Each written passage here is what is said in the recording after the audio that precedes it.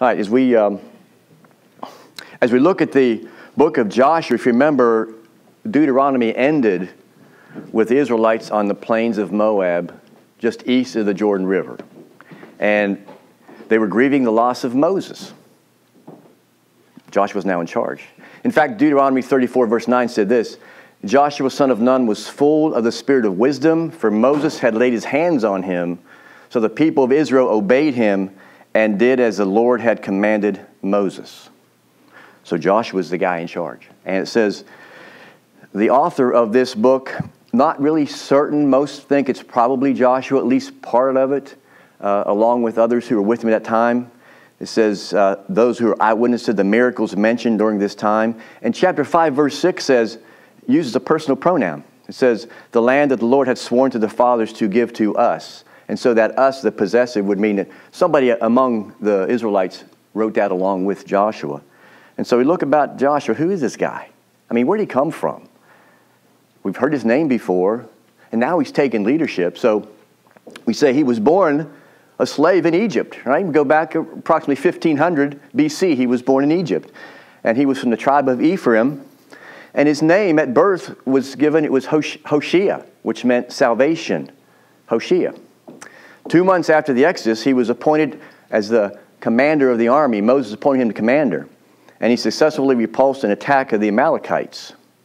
And so as he moved up in the ranks and became favored to Moses, in Numbers 13, verse 16, Moses changed his name from Hoshea to Joshua. In the Hebrew, Yeshua, which means the Lord is salvation, or in the Greek, Jesus. So we have that Yeshua. You hear that name sometimes for Jesus. All right. And as you remember from the book of Numbers, Joshua and Caleb were the two who had, of the 12 spies that had gone into the land, and it came back with a good report. 10 of them said, we can't take this land. Joshua and Caleb said, yes, we can. And they were enabled then to go into the promised land. The rest of the old generation were killed by the plague, or they died off before they got there. And so at the time of the death of Moses, Joshua was now approaching 90 years old. And Caleb's in his 80s. And he's become the leader. He's an old man. Of course, Moses was 80 when he took charge of the Exodus. And so for the next 20 years, Joshua leads the Israelites into the promised land. They occupy it, they battle for it, they take the land, they establish themselves in the promised land. All right? Now, if we were to outline this book, there's 24 chapters in Joshua. Chapter 1 is where Joshua is commissioned. He's told by the Lord, he says, and this is a favorite verse of a lot of people, it says, be strong and courageous, do not fear, do not be dismayed, for the Lord your God is with you wherever you go. Joshua 1:9. And so that is the mantle given then to Joshua. He is to lead these people, not to fear, put his full faith and trust in the Lord. Chapters 2 through 5 talks about entering the land. Again, just a brief outline of these chapters. Chapters 6 through 12, conquering the land. 13 to 21, allocating the land to the different tribes of Israel. And then chapters 22 to 24 is the epilogue. So it talks about the unity of Israel, the demands of God's faithfulness, the covenant renewal, and Israel's choices. Either you're with me or against me. And then at the end, the death of Joshua and the death of Eleazar, who was the high priest, the son of Aaron. So that happens at the end of the book. Couple of things we want to camp out on. There's two primary themes in the book of Joshua. Number one, the main theological theme, the main thing to get from this is God had promised them this land. All right? The promise of God was to give these people of Israel the land. It was told back in when it was still Abram, before he was Abraham, in Genesis 12, verse 7. Again, in 15, verse 7, the covenant was renewed, and it was promised that they would occupy this land. So the book of Joshua testifies about God's faithfulness to the Israelites, to his people. And it talks about the successful entry. We're going to cover some of these things. The dispossession of some of the land's inhabitants, the Canaanites. The allocation to the land of the 12 tribes. And some of that land, when you get to the end of Joshua, some of the land has been taken, and some of it wasn't yet. Not until the time of David and Solomon did it completely unify the nations. The nation of Israel. So that happened. We're looking around 1400 BC. David and Solomon would be like 1000 BC to 930 BC. So it took a long time to get, they weren't obedient. God had given it to them, they just didn't get it done. Okay, so the main theological theme, the promise of God to give the land. The second thing we want to camp out on and think about as we go through these is the importance of faith in God and the need to live by the moral standards that God requires. If you remember at the end of Deuteronomy chapter 28, there's a list of blessings if you obey and a list of curses if you disobey. And so they're going into the promised land with these things in their mind. So God's promised to give them this land, and he says, you will go in, I will be with you, I will be your God. But there's also, you got to live by faith, and you got to prescribe these, live by these moral standards of God's word. So as we went through the attributes of God, remember God is holy, he is righteous, he is just, and he is faithful, and above all, he is sovereign. He's in control of all things. So let's look at some major events that occurred in this book. And you'll see these themes come out again. The promise of the land, faith in God, and God's demand for a moral lifestyle, moral excellence. And you'll remember some of these if you've read through or studied Joshua. First thing we want to look at was the two spies that were sent in before they crossed the Jordan River. Two spies went into Jericho. Jericho was a well-fortified city, had a big wall around it. And these two spies went in. They happened to end up in the home of Rahab, who was a prostitute. We don't know to what extent that was. There were a lot of cult prostitutes. There were a lot of things that were going on among these Canaanites. They were pagans. They were really wicked people. We'll talk about that in a little bit. But she had heard about the victories the Israelites had won because of their God, and she became a believer. And so she hid these spies. They came looking for him, and she said, they were here, but they've gone. And she had them hid up on the roof. You remember that? And then they actually stayed for a while, and then they sneaked out the back and got back to the camp back across the Jordan. But in the meantime, she had traded to protect the spies in order to have her family protected, and that was that scarlet cord. They said, when we come to take this city, hang that cord outside. That way we'll know and bring all your family in, because everyone else is going to be destroyed. Okay? And so we look at Rahab and you think, well, she was a prostitute. Well, Rahab ends up marrying a man named Salmon, who was the mother of Boaz, who was married to Ruth, and Ruth becomes the great-grandmother of King David. And if we go to Matthew chapter 1, we see Rahab listed in the genealogy of Jesus Christ. Isn't God wonderful? The mercy and the grace of God. So we want to focus on the powerful work of God and God's sovereignty. Next, we look at crossing. Now they're there. They've heard the word from the spies. Chapters 3 covers the crossing of the Jordan River. And I wanted to read for you just a little bit of this, because it's really an interesting account. See if it sounds familiar to something else that's happened. It said, the Lord said to Joshua, today I will begin to exalt you in the sight of all Israel, that they may know that as I was with Moses, so I will be with you. And as for you, command the priests who bear the ark of the covenant, when you come to the brink of the waters of the Jordan, you shall stand still in the Jordan. So the priests are going to take the ark, the Levites, and go out into the water and stand. And at that point, God's presence there, the Jordan River stopped flowing, and it backed up upstream, allowing for the riverbed to be dried, and the Israelites crossed over. Right? The river stopped flowing when God's presence was there. And he says, here's how you should know the living God is among you, and he will without fail drive out from before you the Canaanites, the Hittites, the Hivites, and he goes and names all the people. Therefore take 12 men from the tribes of Israel, from each tribe take a man, and when the soles of the feet of the priest bearing the ark, and the Lord of all the earth shall rest in the waters of the Jordan shall be cut off from flowing, and the waters coming down from above shall stand in one heap. So upstream, the waters were backed up. Pretty amazing that happened. So what does that sound like? Coming out of Egypt, the parting of the Red Sea they came across. All right, very, very interesting that this is happening again. They're going into this promised land. All right, and when they got over, the next chapter talks about when they got over, they took one man from each tribe. They took a stone and they set up a memorial to commemorate the fact that the Lord had done this for them, and now they're in the promised land. Something else that's interesting, they end up celebrating the first Passover in the Promised Land. And at that time, God no longer supplied manna. He'd been supplying for 40 years with this food from heaven. And when they get to the Promised Land, the land flowing with milk and honey, they're now on their own. He's no longer supplying it. All right, interesting. Another interesting story occurs in chapter 5. I just mention here because it has another similar account to something we've heard before back in Exodus. And it is Joshua confronts this man who calls himself the commander of the Lord's army. All right, this is in chapter 5. Again, I'm just pointing out some things. Again, faith in God. This is their land. Live by faith in God. And also live by the moral standards that God prescribes. So in chapter 5, it's a very short passage. It says, when Joshua was by Jericho, he lifted up his eyes and looked, and behold, a man was standing before him with his drawn sword in his hand. And Joshua went to him and said to him, are you for us or for our adversaries?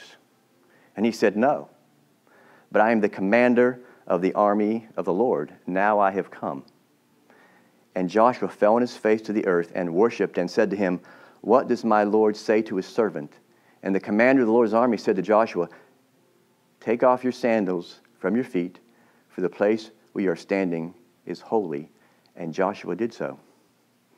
So that kind of sounds familiar too. If you remember when Moses in the burning bush, he was told to take off his shoes because the place he was standing was holy ground. And who was in that bush? It was God himself was speaking to him.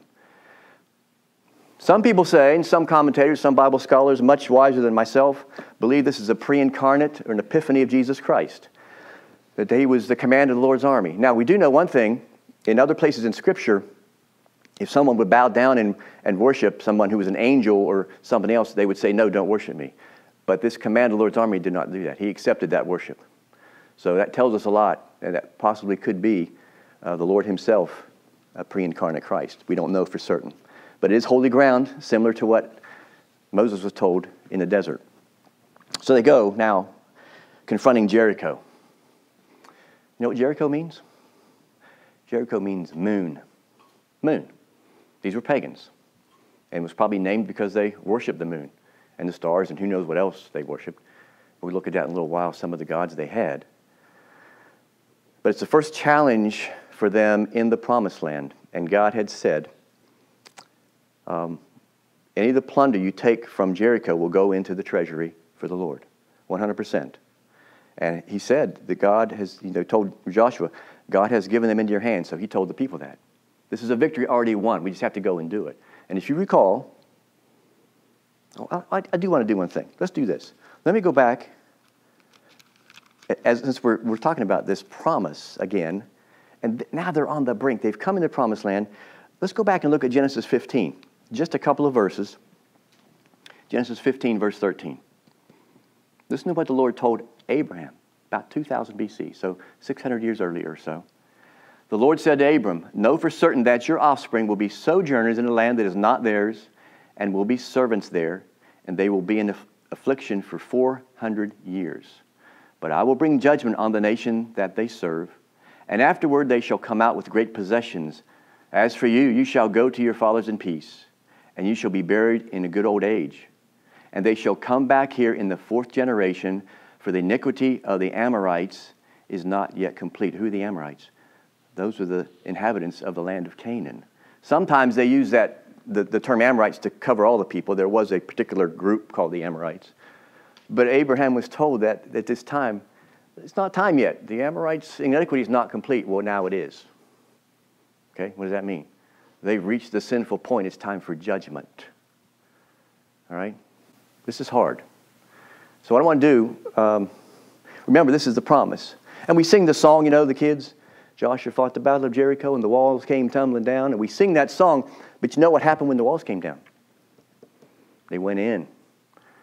And every man, woman, and child was slaughtered at God's command.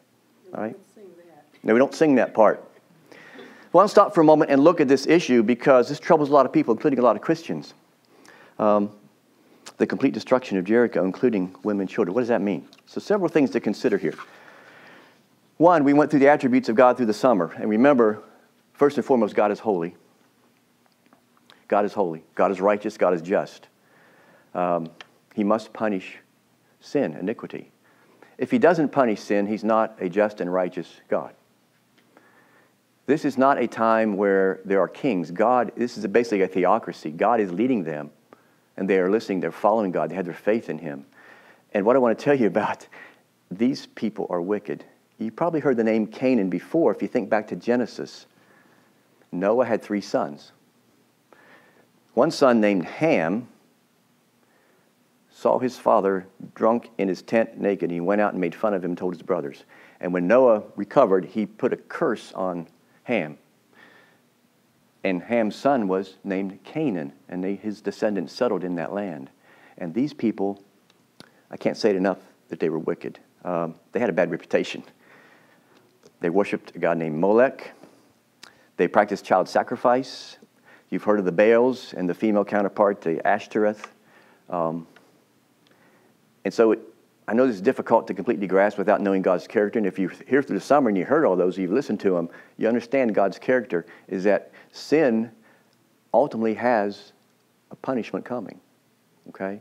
And he told Abraham, not yet because their iniquity is not complete, but now that it is, it's time to go in and take this land for me. And you're going to stand with the moral integrity that I have given you by the law. All right? Does that make sense? So you can see that. One thing to be certain of, God always does what is good and right and moral. If we get nothing else from that, you know that it's good and right and moral. And it wasn't only Jericho that did this. There was other cities that were destroyed in the same way. Here's what one commentator wrote, and think about it in these terms. He said, this area known as Canaan was heavily traveled, so it was a trade route from North Africa, Egypt, up into Mesopotamia, and this moral pestilence that they were peddling was being carried over the known world, everywhere. We should see then not only a vindication of the righteousness of God in prescribing these acts of destruction, but also a manifestation of his mercy, not only to Israel, but to the whole human race of that age, who because of the infection of moral evil had sunk to extreme depravity. Simply saying that by doing this, God was saving the rest of the world from this destruction, this immorality, this plague of moral decadence. But one thing I want to point out too, the punishment here is not motivated by racial or ethnic concerns. See, it's not about the race, it's not about the ethnicity, it's rather about the moral considerations. All right, it's not because they were Canaanites per se, it's not because they were Hivites or Jebusites or whatever. It's because they were morally decadent. All right, you want to get that straight. God's not a God who just prescribes ethnic cleansing. Okay, show you what I mean by that. God was merciful, right, to the residents of Jericho.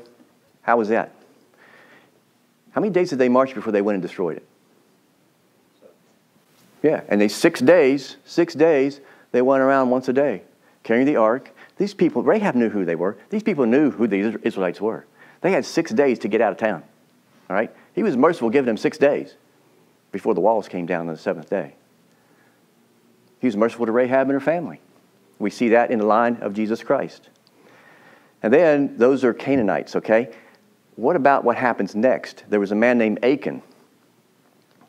Achan was an Israelite. And remember I told you earlier that all the plunder was to be put into the treasury, not to be taken by anyone. And this man named Achan, A-C-H-A-N, have a little fun with his name sometimes. Achan will be Achan.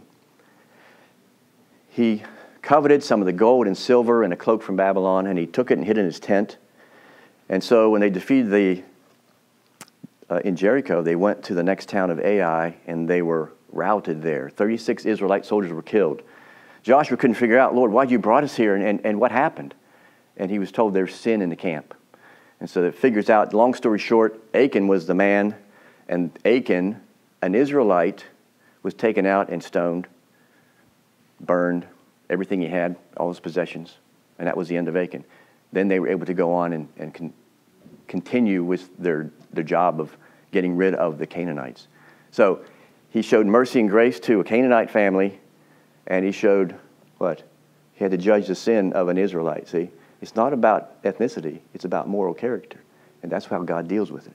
So we see that. So So that's a lot of the action that occurs in the first 7, 8 chapters. Interesting story in chapter 9. This is called the Gibeonite deception. The inhabitants of Gibeon knew that the Israelites were coming, this great horde, that God was with them, and they were taking towns and cities and putting people to destruction. And these people of Gibeon came to Joshua and leaders, and they said, "Oh, we come from a land afar. We want to make a peace treaty with you so that we'll be protected." And it turns out they were just in a neighboring town. They weren't too far away. But Joshua was a man of integrity. He kept his word, and the Gibeonites were not defeated. They weren't destroyed, as the other nations had been. Chapters 10 through 12 talk about further conquest in Canaan, in the north and the south. We don't want to go into too much detail here, but this is a story of the taking of the land. You'll see a lot of people dispossessed. You'll see a lot of the same kind of things that happened in Jericho. Why? Because, remember, the wickedness. God will judge that which is wicked and immoral because He's a holy God. Live by faith in God. Live by His moral standards. He promised to give them the land. Those are the themes that keep coming back here into Joshua. 13 to 22, chapters 13 to 22, deal with the allotment of the land. Which tribe got this place, which tribe got this place, etc. And even the tribes on the eastern side of the Jordan River had already gotten their Reuben, Gad, and half tribe of Manasseh were on the eastern side of the Jordan River. And so the allotments, and then the Levites, remember the Levites, the priestly tribe, did not get a place of their own, but they were given cities to live in the perimeter and pasture land for their animals. And that's all prescribed here, along with the cities of refuge, where I think I mentioned that before we were in Numbers, about the cities of refuge. If someone had committed manslaughter, accidentally someone was killed, they could go and hide there until they had a trial and not be victims of vigilante justice. So we come to chapter 23. Chapter 23, Joshua challenges Israel's leaders. He's now probably 110 years old, it says. He's 110. He's old. And he knows he's not long for the world, and he challenges them. He says, remain faithful to serve the Lord. I want to read this to you. Chapter 23, verses 14 to 16. Joshua says this. He says, this is the leaders of Israel. And now I'm about to go the way of all the earth. And you know in your hearts and souls, all of you, that not one word has failed of all the good things the Lord your God promised concerning you. All have come to pass for you. Not one of them has failed. But just as all the good things the Lord your God promised concerning you have been fulfilled for you, so the Lord will bring upon you all the evil things until He's destroyed you from off this good land that the Lord your God has given you. If you transgress the covenant of the Lord your God, which He commanded you, and go and serve other gods and bow down to them, then the anger of the Lord will be kindled against you, and you shall perish quickly from off the good land that He's given you. That's the mantle. So we think about, Jesus was asked one time, what's the greatest commandment? Love the Lord your God with all your heart, soul, mind, strength, and love your neighbors yourself. That's what God's telling him. First, honor me, live by my standards, my precepts, and you'll be good neighbors to everybody else. But you have to get them out here. You cannot. That's called syncretism. When you have a blend, you take the God of Israel and his religion and prescribe His ways, and then you see what happens later as we get into these later books. That not all these tribes of people were dispossessed, and they started blending in, and pretty soon the people were worshiping the Baals and worshiping Molech and doing things that God had said they would be cursed for. And we see that come later. All right, but that's the challenge that He gave them. Then, final, chapter 24, it's the covenant renewal, a town called Shechem. That what I just said was to the leaders. This is to all the people of Israel. And before he dies, he tells them this. You've heard these words before. He said, choose this day whom you will serve, whether the gods your fathers served in the region beyond the river, which is on the eastern side, or the gods of the Amorites in whose land you dwell. But as for me and my house, we will serve the Lord. Okay? And that's the gauntlet, that's the mantle He put down. This is what you prescribe to do. You will serve the Lord because you got to make a choice. All right? You got to make a choice.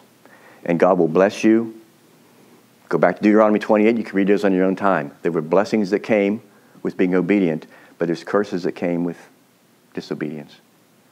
And so that tells us the story. And then at the end of 24, it says, Joshua, the son of Nun, died, being 110 years old. The bones of Joseph had been brought up out of Egypt. Back in Genesis, he asked to bring my bones up out of Egypt. And they were buried at Shechem. And it's the last thing it says, Eleazar, the son of Aaron, died, and they buried him in Gibeah, the town where Phinehas' son had given him in the hill country of Ephraim. So Joshua gave him a good start. I can't say it all goes good from here, but they're now in the promised land. They've had some successes. God was never once did he fail them. Not once. He's a good God, faithful, just, and holy.